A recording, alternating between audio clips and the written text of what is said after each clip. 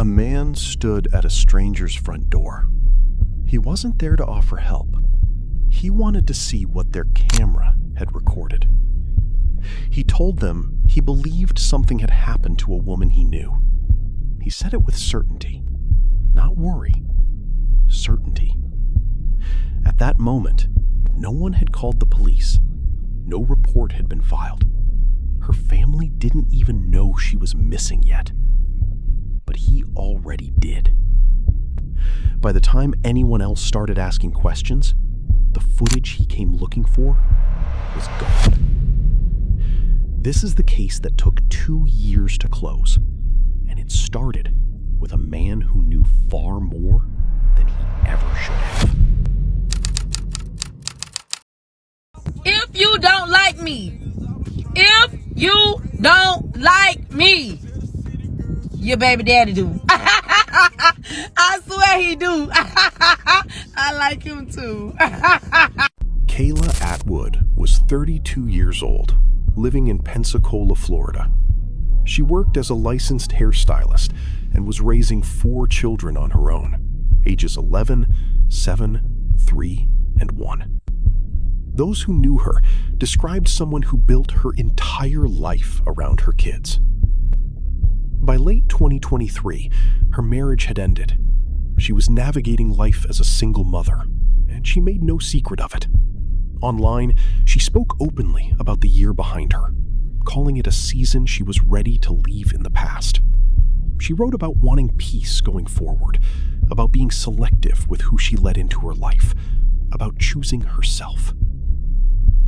In the final days of December, she shared a message many would later return to. She said she was stepping into the new year carrying only positive energy, done with people who brought disappointment instead of support.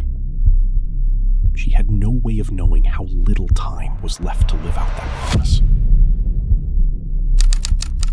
January 3rd, 2024 started like any other day for Kayla.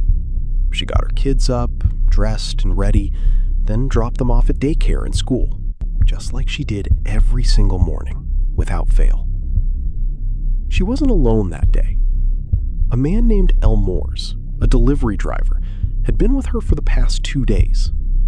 The two had matched on a dating app, and that morning he was running his Penske truck route across town, with Kayla riding along for part of it. Surveillance cameras near West Belmont Street caught the two of them together, Kayla standing beside the large yellow truck, before climbing in beside him. Around 2:30 that afternoon, Elmores pulled up outside her apartment and dropped her off. He drove away. She walked inside. On the surface, it was an ordinary ending to an ordinary day. No one watching would have thought twice about it. Then, 9 minutes later, his phone rang. Kayla's name showed up on the screen. He picked up, expecting to hear her voice. It was a man asking who he was before the line went dead. After that call, Kayla's phone never made contact with anyone again. Separately, surveillance footage from later that afternoon showed her getting into a different vehicle, a pickup truck matching one registered to a man named Mikhail Fountain, her former boyfriend. That truck was seen heading east on Belmont Street. The last location her phone ever connected from was the 400 block of North G Street. That block belonged to Fountain. When pickup time came at the daycare, and Kayla never showed, staff did what protocol required. They called her listed emergency contact, her mother, Linda Joyner. Linda hadn't heard from her daughter all day. Neither had Kayla's sister-in-law, Teresa, who was with her at the time. Both women knew right away that something was wrong. Kayla didn't go quiet. She posted constantly online. She called and checked in with family without fail. She had 2 toddlers and 2 older kids whose entire schedule depended on her showing up every single day, without exception. The family went straight to the Pensacola Police Department to report her missing. They were turned away. No report was filed that day. No search began. No alarm was raised. it would take 2 more days until January 5th before a missing persons report was finally accepted and an actual investigation got underway. Those 2 days mattered more than anyone could have known at the time. Every hour that gave whoever was responsible more time to cover their tracks. That same afternoon, while Kayla's family still had no idea she was missing, a man showed up at the home of one of her neighbors. It was around 4:30. He knocked and he asked to see footage from their doorbell camera. He told them he believed Kayla had been taken against her will. No report had been filed yet. No search had started. Outside a small circle of family, no one even knew she was gone. That man was Mikhail Fountain, Kayla's former boyfriend. After the neighbor gave him access to the footage, investigators later discovered that a large portion of the recordings from that day had been deleted. Only 2 people had ever had access to that system: the neighbor and Fountain. Sworn statements from the neighbor confirmed he was the last person to view the footage before the files disappeared. Once the case formally opened on January 5th, the pieces started coming together quickly. Police released the surveillance image of Kayla standing beside the yellow truck, and that image led them straight to Elmore's. His cooperation was immediate and complete. He handed over his phone, his delivery logs, and full access to his device without hesitation. Investigators went further, physically processing his truck for forensic evidence. The results came back negative. He had nothing to hide, and he was cleared. The truck was never the real lead. The pickup truck was. Cell carrier records told a different story than the one Fountain had been giving. These records exist independently of anything someone might delete from their own device, and they showed a sustained back and forth between Fountain and Kayla throughout the afternoon of January 3rd. That directly contradicted his claim that the 2 of them had no contact that day at all. Kayla's phone went dark for good only a short time after that exchange ended. Investigators also noticed something strange happening near the police station itself. Officers reported seeing Fountain across the street, watching the impounded Penske truck, with no explanation for why he was there.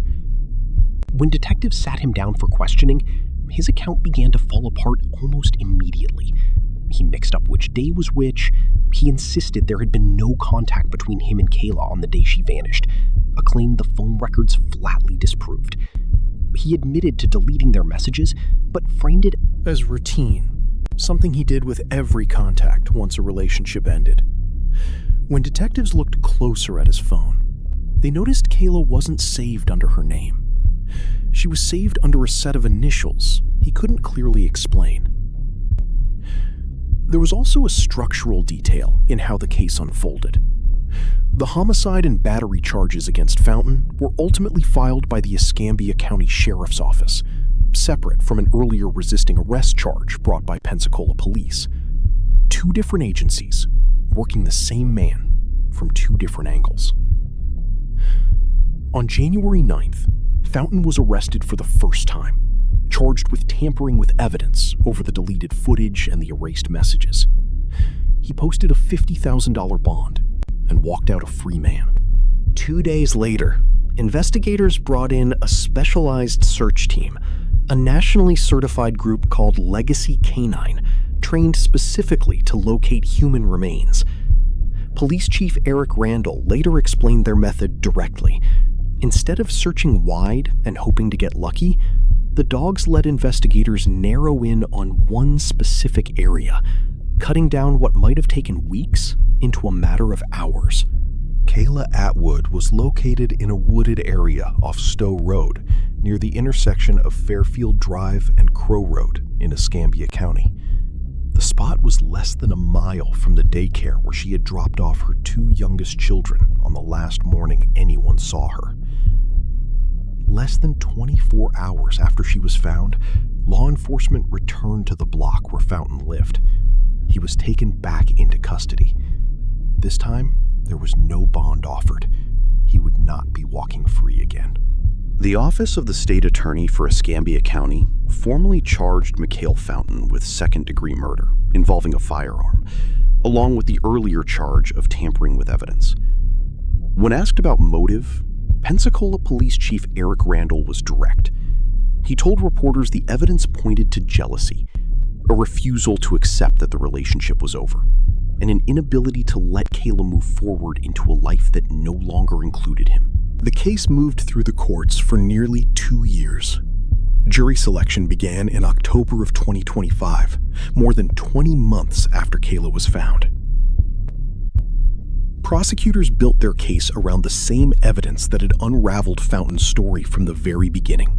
The cell carrier records that proved contact he denied. The doorbell footage that had been deleted, with only one other person ever having access to it. The shifting, inconsistent timeline he gave investigators across multiple interviews.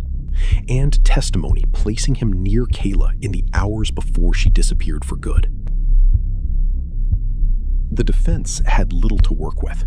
There was no alternate explanation for the phone records. No explanation for the deleted footage that held up under questioning. No account of January 3rd that matched what the evidence actually showed. In January of 2026, a jury reached its verdict. Michael Fountain was convicted of second-degree murder. For Kayla's family, the conviction closed a chapter that had stretched across 2 long years. Years spent attending hearings, waiting on court dates, and holding on to an answer they already knew in their hearts, but needed the law to confirm. For investigators, it validated the slow, methodical work that had started with a single deleted folder of camera footage and ended with a phone record that couldn't be erased. The verdict was in. What remained was deciding exactly what price Fountain would pay for what he had done. On February 10th, 2026, Mikhail Fountain stood before a judge to learn his fate. The sentence handed down was life in prison, without the possibility of parole. He would not see freedom again. The Pensacola Police Department released a formal statement that same day. They noted that for 2 years, they had stood alongside the Atwood family through every stage of uncertainty. The search, the arrest, the long wait for trial. They called it an honor to be present on the day accountability finally arrived. For a case that had nearly stalled in its first 48 hours, when a grieving family was turned away at the very station meant to help them, the ending carried a different kind of weight. The system that failed Kayla in the beginning had, in the end, delivered the only outcome that mattered. Kayla Atwood left behind 4 children, none of them Fountains, now being raised within her own family. Her sister-in-law, Teresa, later spoke publicly about what those 2 years of not knowing had done to everyone who loved her. She said the answers didn't erase the grief. They just gave it a different shape to carry. Cases like this one tend to follow a pattern that domestic violence advocates see again and again. Marcia Travis, program director at Favor House, a support organization for survivors of domestic violence, spoke directly to that pattern in the aftermath of this case. She pushed back against a question she said comes up far too often. What did the woman do to provoke this? Her answer was simple. Jealousy is never justification. Nothing a person says or does gives someone else the right to take their life. Kayla had spent her final weeks writing about exactly that, about leaving behind anything that drained her, about protecting her peace, about refusing to let anyone back into her life who couldn't meet her with the same respect she gave them. She never got the chance to live out that promise to herself. But her story didn't end in silence. It ended with her name spoken in a courtroom, with a verdict, and with a sentence that ensured the man responsible would never have the chance to do this again. If you want cases like this one covered with this same level of depth, subscribe. We bring you a new investigation every week.